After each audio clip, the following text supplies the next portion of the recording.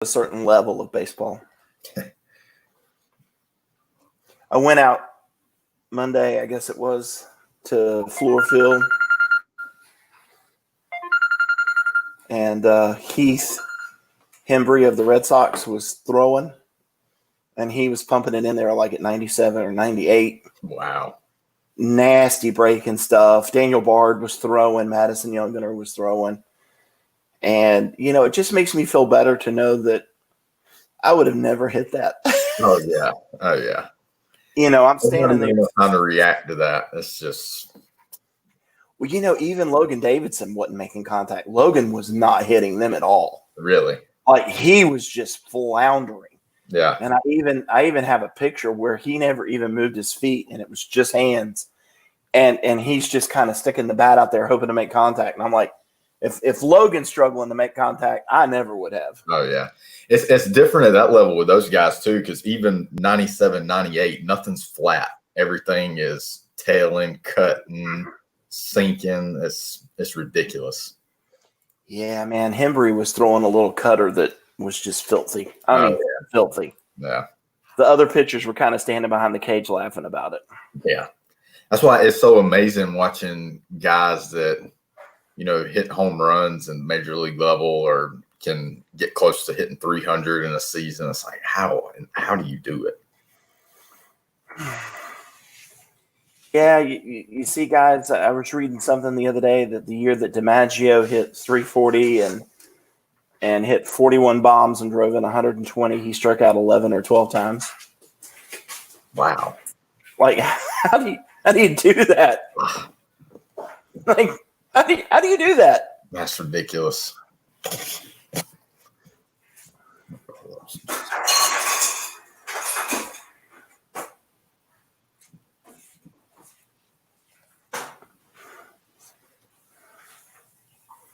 All right, so our buddy Kevron from down there in the Denmark area, he's asking what we think about Bubba Chandler. So Bubba's a little bit unique in that I have never seen him play. A lot of these guys, I try to get to camps or try to get to games, try to get to, a lot of the camps in the spring and see them play. And because of the pandemic, a lot of these guys just haven't laid eyes on him yet. Mm-hmm. I love his film, and then I love his confidence. I love the fact that he's talking about, Trevor can make all of the throws, and so can I. And if you look at the film, if you're a quarterback, being able to throw from one hash to the other with authority and then even put it down the field a little bit is incredible. Probably the best throw that I've seen in the past, 3 or 4 years on the collegiate level. And people might remember this. Man, I'm sitting in the press box at Florida State, and Trevor Lawrence kind of rolls to the left hash. And as he's rolling to the left hash at about his own 20, 25-yard line, T. Higgins breaks across midfield at the other hash to the other sideline, and Trevor just flicks his wrist. That's all he did. He flicks his wrist, and it almost stuck in T's face mask. And the NFL scout sitting beside me just went absolutely nuts. I'm sure. And, it's like, did I really just see that happen? And, I really like Bubba's arm. And, of course, he's a middle infielder / pitcher in baseball, so you figure he's going to have a good arm. Yep, definitely live arm. And Clemson, they went all in kind of with Caleb Williams, the 5-star out of the Virginia area, and then it looked like maybe they would go away from that. And, it's funny. I have people who would hit me up on Twitter and say, oh, but this guy, he isn't a 5-star. He isn't this. Man, neither was Hunter Renfroe. Neither was Grady Jarrett. Neither was Vic Beasley. Isaiah Simmons was a 3-star. Travis Etienne was a 3-star. Trust this Clemson coaching staff. And I know that fans love to sit on a Rivals or 247 and look at the rankings. The Clemson coaches do not, and they do not care. Yes, sometimes they'll get a guy that's a 5-star. A lot of times they'll get a guy that's a 5-star. The recruiting analysts agree with them. That's because it's easy to see. But this is when the coaches see something in a guy that maybe the recruiting analysts don't get to see. Yeah, and what's impressive about watching his film right here is, he's throwing it to spots on guys. This is not just throwing the ball up in the air and guys running back inside, just beating guys with speed. And, receivers coming back to have to catch the ball. He's putting the ball on the outside shoulder. You see a lot of throws on the hash right here. He's just not just trying to sling the ball in there. He's got some good touch on the ball. So this is pretty impressive. I hadn't heard much about him until, Clemson came up with the offer. But, just from watching this, I can see why the coaches like him. Well, and I think that he's kind of somebody that they can grow a little bit, if that makes sense. He obviously has all of the physical tools there, and then the big question that you have about a guy is he going to be able to read defenses? That's big for me. And you sitting here watching this film, you can't really tell that yet, but he tells me that he can. He's very confident in that. Here you see him kind of pull it on the read option a little bit. Guy's got some wheels. Pete, is he an early enrollee? Will he play baseball next spring? So that is a good question. I don't know if he's an early enrollee. I don't know if he knows yet whether he will be. Last time I asked him, he did not know. When it comes to playing baseball next spring, remember DJ Uiagalelei, the quarterback? He had thought about maybe playing baseball. It really is just going to depend on how serious you are about football, in that a lot of the spring practices are going to be going on when baseball games are being played. Are you going to be able to miss spring practice because you're playing baseball? Is the baseball coach going to be okay with you missing baseball games? Maybe because you've got a Saturday scrimmage in Death Valley. Doesn't take a whole lot of the season. There's 15 spring practices, including the spring game. But it just depends on how serious you are about which sport. I think that is all kind of up in the air. A lot of guys come in. Remember DJ Reader? DJ was real big on, hey, I'm going to play both sports. He was a first baseman. He was a pitcher. He dressed out for a few of the games. And then all of a sudden he said, you know what, I better concentrate on football. And that seems to be the way that it's going anymore, that the true sport athlete, there's just not a lot of time. And then we'll have to see what happens with college baseball. People are talking about some changes coming up for that, maybe not starting the season till March. We'll see how that would affect everybody. Yep. And, playing two sports and being a quarterback in football, that's a completely different animal. That's you're in charge of the offense. There's a lot to learn there. So Kyle Parker did it, and I don't know how he did it. Yep. Kyle was different, and playing outfield for the baseball team. And, of course, Tommy Bowden with that great comment about Kyle looked good in baseball pants. I don't think we'll ever forget that. That was a little bit that weird.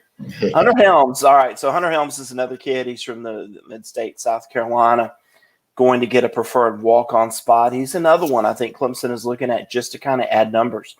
You look at it, so they had really just 3 scholarship quarterbacks this spring with Tyson Pumachan and DJ Uiagalelei and Trevor Lawrence. The transfer of Chase Bryce kind of opened up some numbers.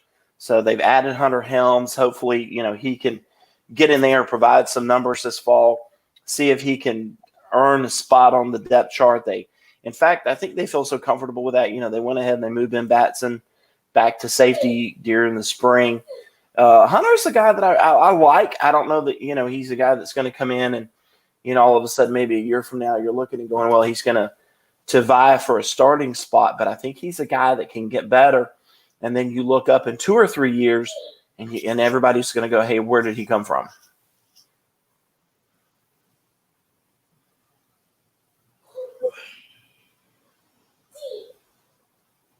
Wow, really good arm there. You see him really air it out in that last clip. Yeah, that's another thing. I hate that I'm not going to be able to go to the opening in Dallas this year.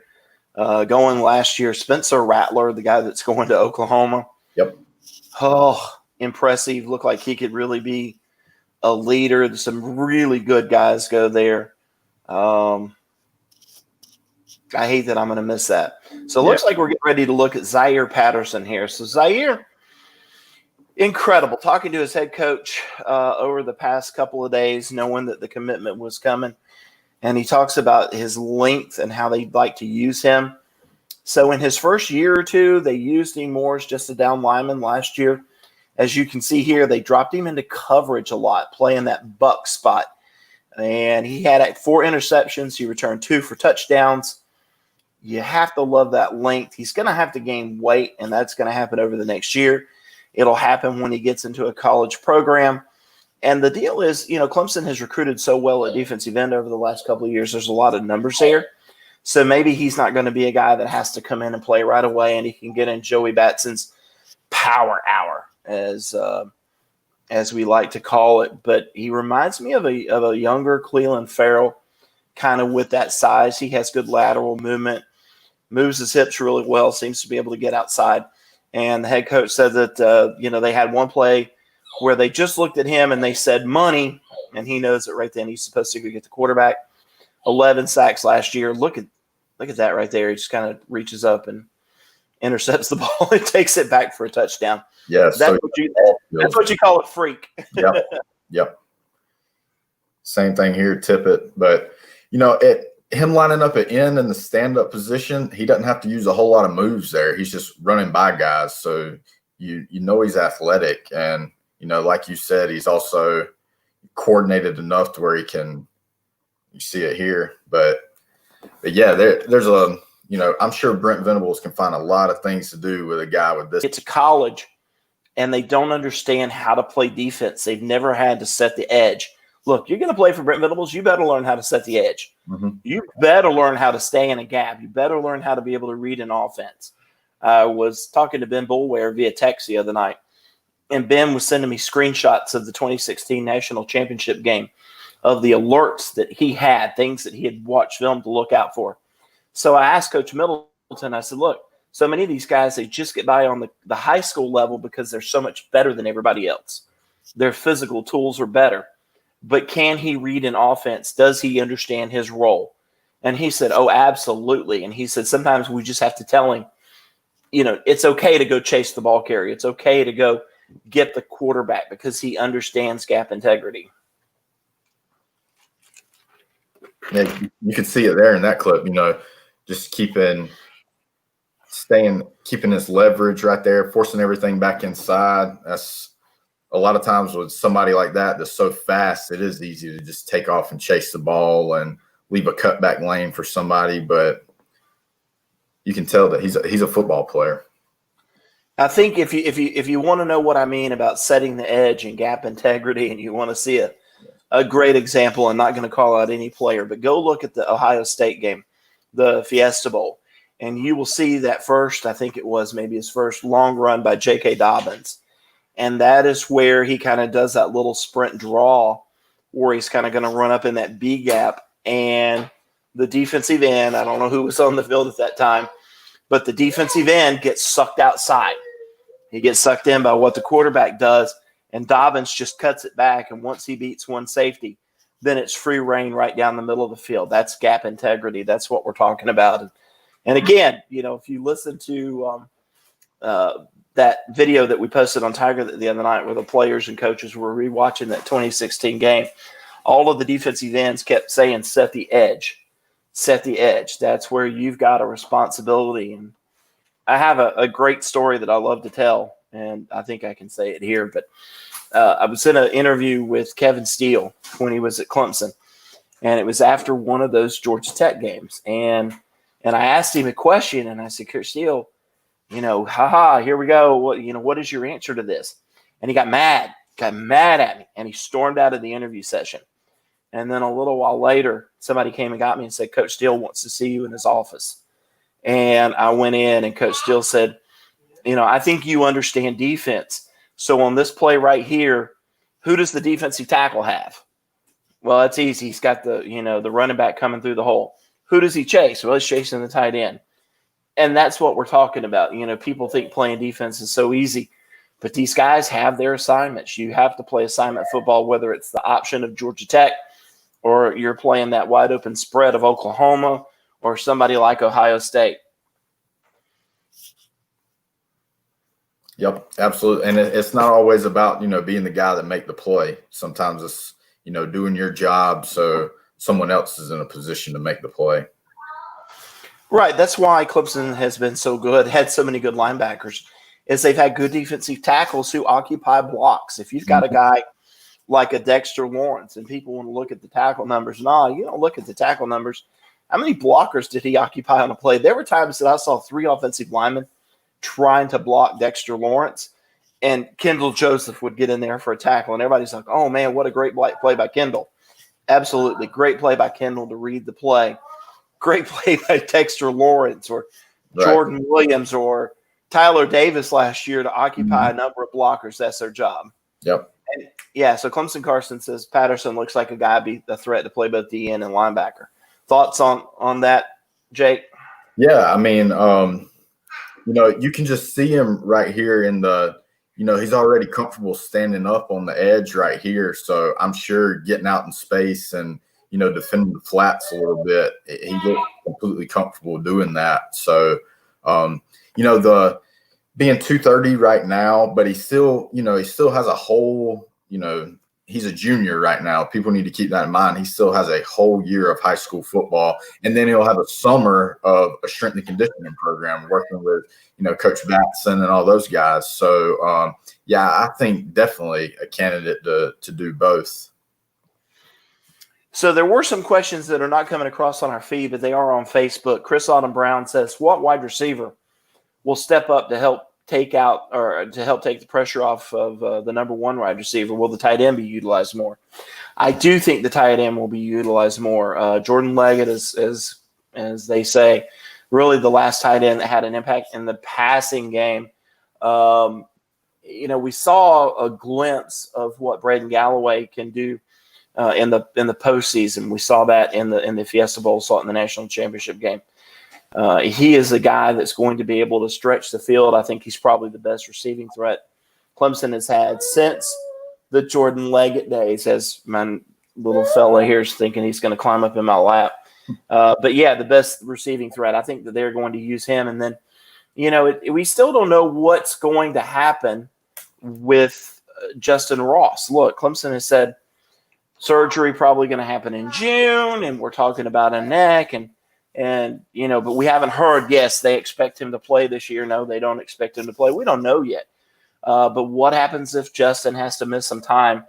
And, I think we saw a little bit out of that in the spring when Braden told us that he had been playing in the slot.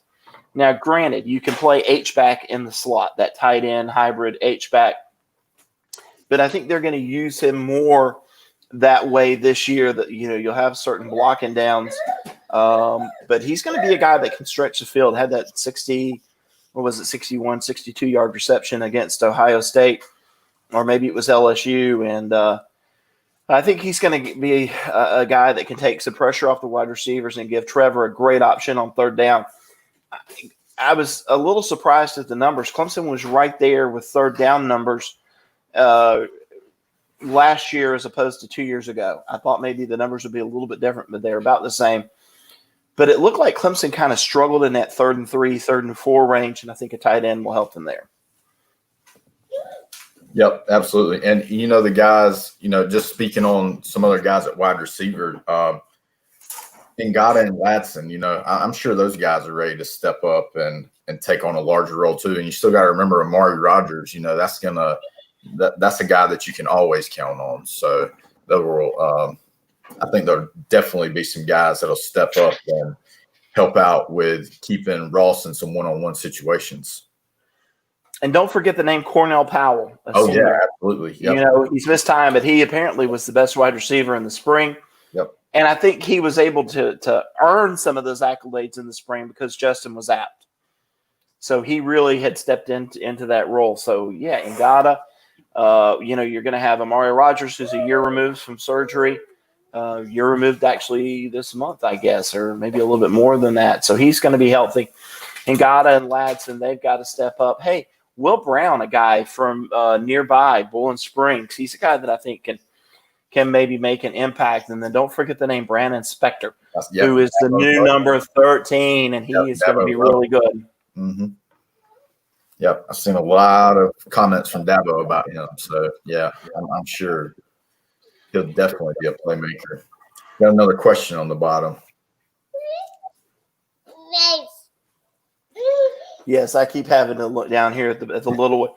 I don't know that there's any dark horses, Scott. I think that, we kind of know who Clemson's going after for this recruiting cycle. I wrote a little bit about it this morning. I've got another story coming on the offensive side of the ball. I think we kind of know who they're going after. I don't know that there's any dark horses or surprises out there right now, but maybe if we can kind of get this thing lifted a little bit and can get some kids on campus, maybe we'll learn a little bit more.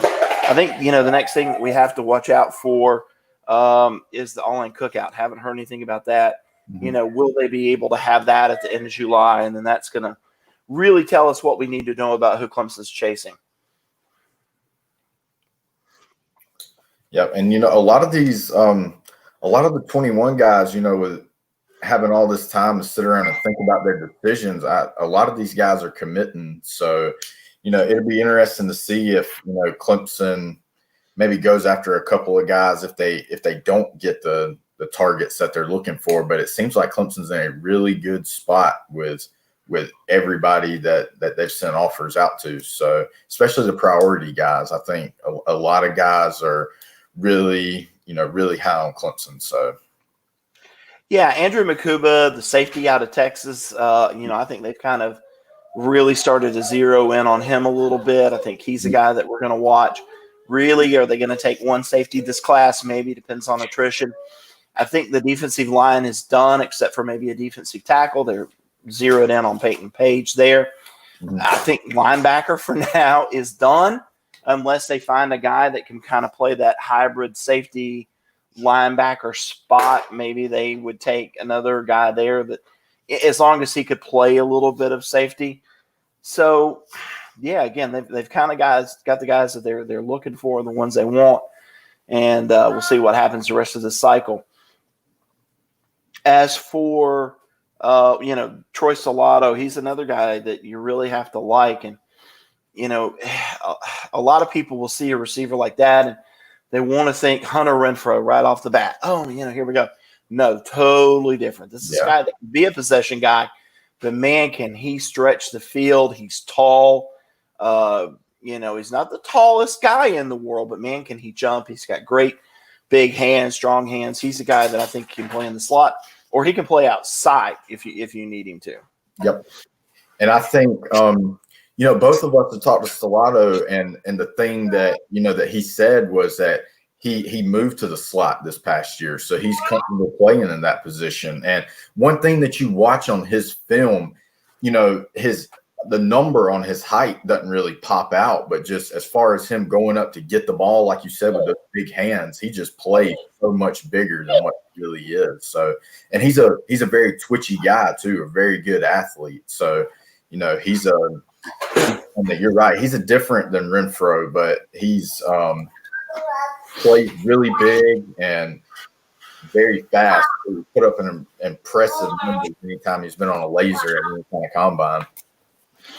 And just to kind of reiterate about how recruiting, I think once this starts to open up, how it's going to change. And I think I referenced this on our earlier video. My buddy, Bud Elliott, who does a lot of Bleacher Report stuff, has covered Florida State recruiting for a long time. He's my what I call my opening buddy. He and I kind of hang out together when we go to Dallas or to Oregon for the opening. But he had a tweet May the 25th that I thought was great. Commitments last year at this time, 376. But on the morning of May 25th, 854. Wow. So like 2.5 times more commits right now. And that's with kids not being able to go to campus. Yeah, no visits. Mm-hmm. Yep. And that's why I caution, I don't know if anybody out there is a Tennessee fan or not, but that's why I caution about Tennessee is that a lot of these kids, they're committing to these places and they haven't taken a visit yet. So then what happens when they do, or what happens if they're committed to a Tennessee and then they visit Georgia and go, hey, you know what, maybe I'll change. I think, it's going to be wide open when things open back up. And I think you're going to probably see more decommits than you've ever seen before. And that's why, Clemson is getting guys that have been on campus and really just going after a select number rather than going after everybody. The number of offers that have gone out, again, very low. Mm-hmm. So Josh has just logged on. How much playing time do you think Rasheed Murphy get? That's all up to them. I think they'll both play. I think both of them will probably play substantial snaps this year. Really looking forward to seeing both of those guys when spring practice started. Brian Bresee had a brace. I think it was on his right leg, right knee, injured playing basketball just before the start of spring practice. It was more precautionary, but man, every time we went out there, Miles Murphy just jumped out at you. And, I think Tony Elliott said it best. He said, wow, the first time we asked him about Miles Murphy. So Clemson has got some veteran options at defensive end: Justin Foster, Xavier Thomas, KJ Henry, 3 of those guys. But I think Miles Murphy's a guy, in a Brent Venables defense, you're a freshman, you're probably not going to come in and start right away. But I think he's going to be one of those guys that as long as he learns the defense, you're going to see his playing time just go up and up and up as the season goes on. Mm-hmm. Yep. And, like you were saying, those veteran guys, the KJ Henry, Xavier Thomas, Foster, Maskell, I mean, they're all, there's still a lot of talented guys at that position. So, but it'll definitely be exciting to see him. He's one of the more, as far as his body and just coming in, he looks ready to go. Murphy is just an imposing person. So I'm very excited about seeing him. And Bresee, it's so funny, watching him at the opening in Dallas last year. And he came over to the wall, and he was getting ready to go up against a 340-pound 5-star lineman. And he kind of came over to the wall, and he's like, hey, see this guy? He leads with his punch hand just about every time. And I'm going to grab it and watch what happens. And I got it on video. And the guy goes out with the punch hand, and Brian just throws him. 340 pounds, and he just threw him. Wow. And, and then he gets to the spot, and it's like, wow. And this is a guy that I can see playing inside first and second down, going outside on third down, a la Christian Wilkins, if you need him to. Mm-hmm. He's, came into camp, I think, at 296 pounds, probably going to play a little bit heavier than that this fall, as long as he's healthy, but just an absolute monster in the middle. And I'm really excited about that because Clemson has Jordan Williams, who was having his best spring. They have Niles Pinckney, who's a veteran. He's played a lot. You've got a lot of guys that are veterans kind of at that defensive tackle spot. Tyler Davis, who started last year and was great as a freshman. Yep. So where does he play? He's going to have to go in there and take a veteran spot. And, gosh, it's got to be really exciting for Todd Bates to see all of these guys that are ready kind of to step in and play at defensive tackle, considering that the numbers really were down last year. Niles Pinckney being out in the postseason, I think that hurt the Tigers defensively a little bit. You really, you wanted him out there on the field to kind of give that veteran presence. He wasn't able to go. But, from everything we're hearing, he'll be back. Darnell Jeffries, I don't know if everybody saw my story or not, but he was battling sugar diabetes last year. And nobody really knew it or understood what was going on. And he went home, and he wasn't feeling really well. And his mom tested him, and he was well over 500. That's not great. And wow. So he went to a regular doctor, and now they've got him on insulin, and he's regulating it with his diet. And, the coaches kept talking about, well, we can't get on the field because we can't get his weight up. He would get down into the 260s, and they're just trying to feed him, and they don't know what's going on. And, then you look at him in the fall or in the spring, and he was right around 290. And he looked fantastic. So I think that, man, defensive tackle is going to be another one of those kind of fun units that you're going to watch during the fall. Damani Capehart, another freshman. Yep. He came in. He's going to battle in there for playing time. And then you've got, Rook Horo and Etanosa Rubin. That's a lot of names. And then you got a freak like Capehart and a freak like Brian Bresee coming in. So that's why I can't wait to get this thing started and start writing about all this. Absolutely. And, that's a position, though, you rotate guys. You stay fresh there, put pressure, push the pocket, eat up blockers like you were talking about earlier, keep those guys fresh, get those young guys some experience. And Clemson's notorious for getting the young guys a lot of experience, being ready down the stretch. So that'll be fun to watch for those guys. So Will says the running back room loaded with talent, and how do you suspect the depth chart to shake up following this season? Well, so Travis will finally, move on after winning the Heisman Trophy and the Doak Walker Award and pretty much every award that's out there. Hey, I'm a Heisman voter, and I will definitely be taking a look at him as the season goes on. DeMarcus Bowman is different, and there's no doubt about it. He's kind of got that body that looks like he's ready to play. Mm-hmm. Look at that burst. That's just incredible. I mean, you're talking about track speed in a bigger body.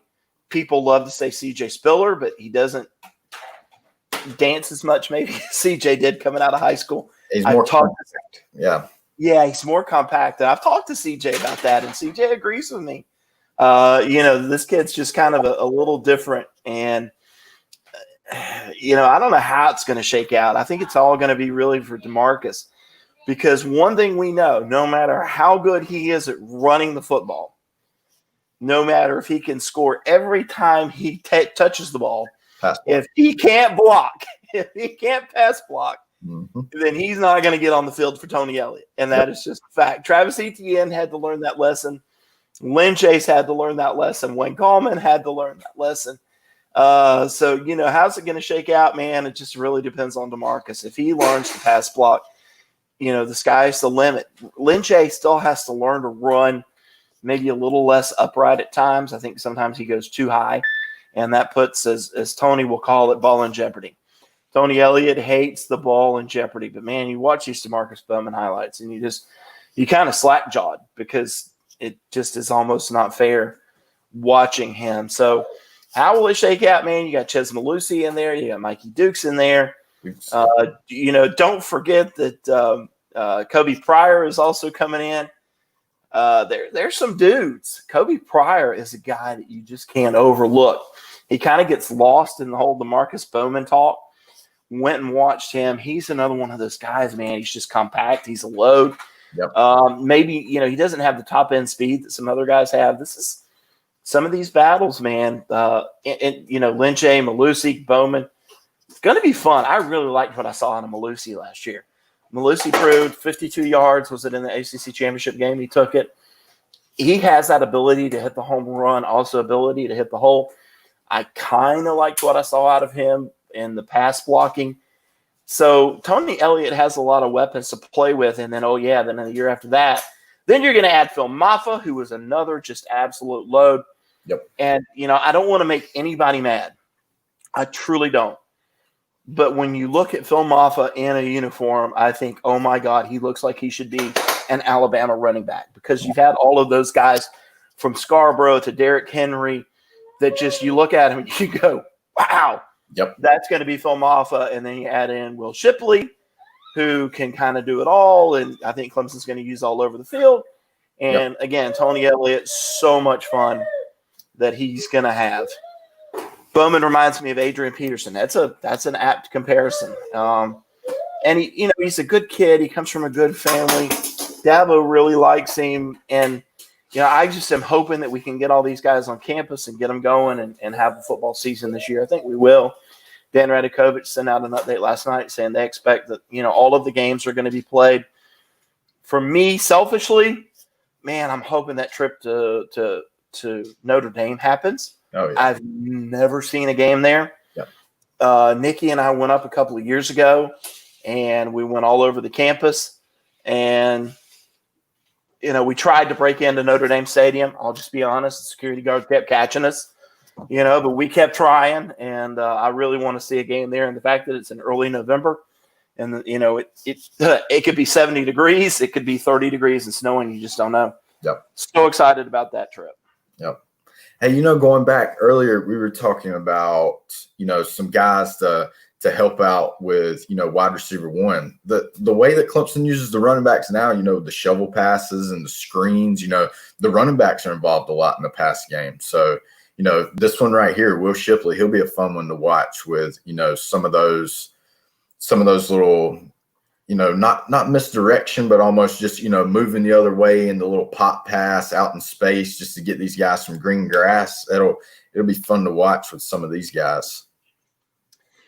Yeah, so if you use him kind of, you can put him in what they call that orbit motion. And then you can kind of run, a little bit of a read option off of that, or the little pop pass that they learned from Oklahoma State. The sky's the limit, because he is a guy that you can use him a lot like Christian McCaffrey's been used. Christian McCaffrey at Stanford with the Carolina Panthers, you can either line him up out as a wide receiver, line him up as an H-back, line him up as a running back in the backfield. I don't know that, he's a guy that you want to give it to him 35 times a game and just run him up the middle. He says he's not that guy. But, he has such an extensive set of skills. You just want to use him wherever. Yeah, you see him here lined out at wide receiver. One-on-one, open field. That's a mismatch. It really is. I mean, can you think about him and Bowman in the backfield together? Who do you cover? Exactly. I mean, somebody's got a linebacker on them, and it's just unfair. Yeah, so you'd have to put a linebacker. If Bowman stays in the backfield and you put him at H-back, and you've also got maybe a Braden Galloway and a Joseph Ngata, or some of these freaks that Clemson has. And look, wide receivers, I didn't mention somebody when we talked about what's going to happen this year. We don't know what's going to happen with Justin Ross. Here's the name to remember: E.J. Williams. Yep. Eddie Williams. Yep. Kids out of, Phoenix City down in Alabama. Mm-hmm. He just walked onto the field in the spring and looked like he belonged. And, people, because he went to the same high school as Justin Ross, they want to compare him to Justin. I think they're a little bit different, but still the same. He can go up, he can get the football faster than Justin, maybe a little bit more of a downfield threat. He's another one. The head is right. He's mentally into the game. He can play. I mean, the kid can just flat out play. He's going to be one that you're going to love by the end of the year.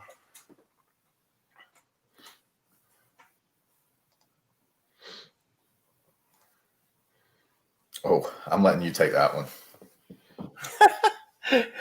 Yeah, man. I just don't even know if I can give a prediction right now between Pumachan or Uyunglele. First of all, you've got Trevor Lawrence, the easiest name ever to pronounce. Yeah, and then you got the two all-name guys. Yeah. And then you've got, and I want to see Don Munson do this, Tyson Pumachan or DJ Uyunglele. And, it took me forever. I was on Facebook with DJ's dad going, teach me how to say it. And then it turns out that DJ's dad says it a little bit different than maybe DJ says. I think Tyson, it was really funny. E.J. Manuel, the former Florida State quarterback who now works for the ACC network, he was at a practice last fall. And I said, look, I didn't play quarterback in college. You know the game better than I do. What do you think about Tyson Pumachan?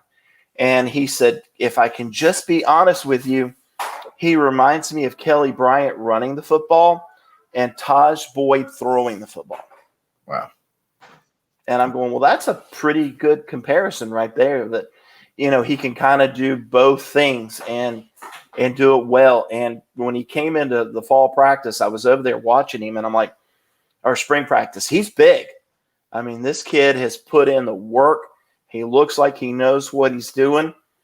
DJ, a lot of talent there, but still has a lot to learn.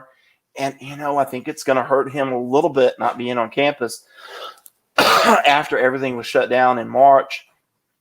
And I know that he's been able to do video calls to Brandon Streeter and knowing the playbook. But, there's no rush to get DJ out on the field right now, especially if Tyson can do it. So, I guess if I had to say, I would say right now Tyson's probably going to be the number 2 quarterback. They're going to get him some snaps because, you got to get both of these guys ready just in case Trevor doesn't come back for a senior year. People forget Trevor can come back for a senior year. They all automatically assume, but he keeps telling us he wants to play all 4 years. So, I think right now, if I had to guess, I'd say Pumachan wins that second spot.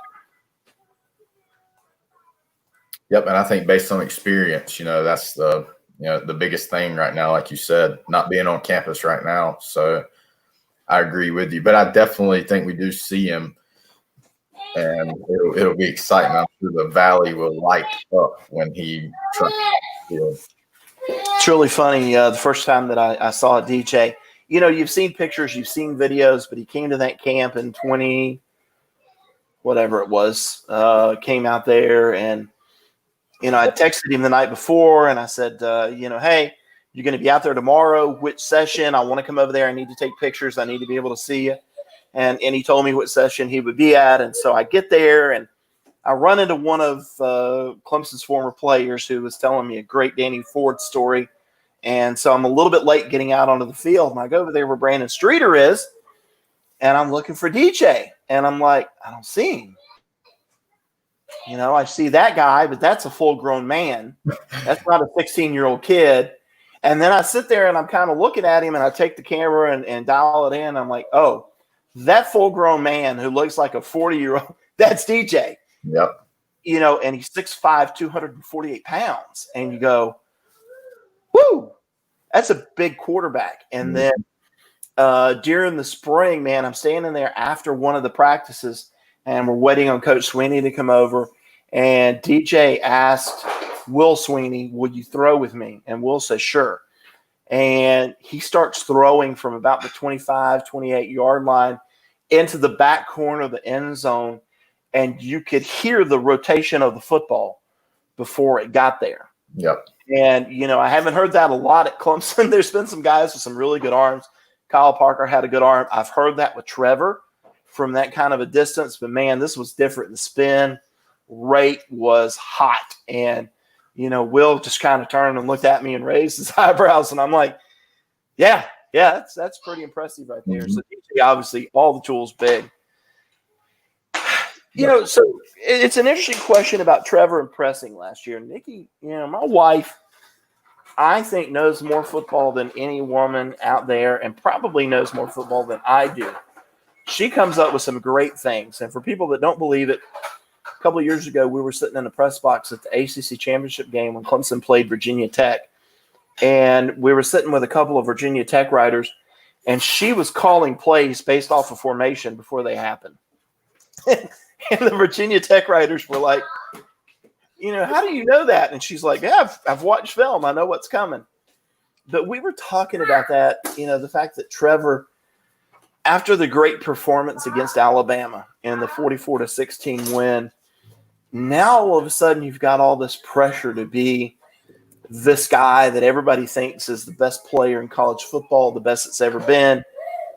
For sure, number one draft pick. And I do think he pressed a little bit. And, the turning point for him, we all remember he throws that pass ill-advised over the middle at Louisville in the first quarter, toward the end of the first quarter. And it gets intercepted, and now everybody, man, all the writers tweeting, Trevor Lawrence, another interception. What's wrong with him? What's going on? And, he goes over to the sideline, and Dabo says, that was dumb. What were you thinking? Right. That was a stupid throw. That was just dumb. And from that point on, Trevor was who we thought he was. And, the pressure seemed to come off. And if you thought that maybe he was going to relax a little bit, he did not. Look at the throw just before halftime in that same game. Justin Ross, the back of the end zone, under the crossbar, frozen rope. And then, I do think that the Ohio State game, maybe he wasn't as healthy after that game against LSU. I think he took some shots in that game and wasn't fully recovered. I think you're going to see the best of Trevor this year. So, my boss is saying, hey, this is almost 45 minutes, and I appreciate it. Jake, thanks for being here. Absolutely. We'll take time for one more question if somebody's got it. And if not, I've got to go take care of a little one who doesn't like the fact that I'm on a call without him. Maybe a special appearance. Which freshman are you most excited about, Jake? Man, it's hard. After watching highlights for a whole season, Brian Bresee, just watching him absolutely blow up opposing linemen and just live in the backfield. That's what you've heard the Christian Wilkins comparison, and that's what I'm excited to see. Somebody like that, that moving all around the line, just athletic, blowing up plays. That would have to be the guy that I singled out. Yeah, I'll just go offense and defense. I'm really excited about E.J. Williams for now. I do want to see DeMarcus Bowman in action. I think I could get really excited about him. Don't forget about all these freshman offensive linemen. But Brian Brissy and Miles Murphy, those two on defense, just can't wait to see what they do. Mm-hmm. Well, thanks, everybody. Thanks, Jake. I think you've got to go out and maybe do some baseball workouts. Yep. And appreciate everybody joining us. Yep. Hopefully we can talk about a new commit soon. Yeah, I'm kind of on Peyton Page, Troy Stellato watch now. Yep. Good deal. All right. Well, Tommy, if you can do your thing and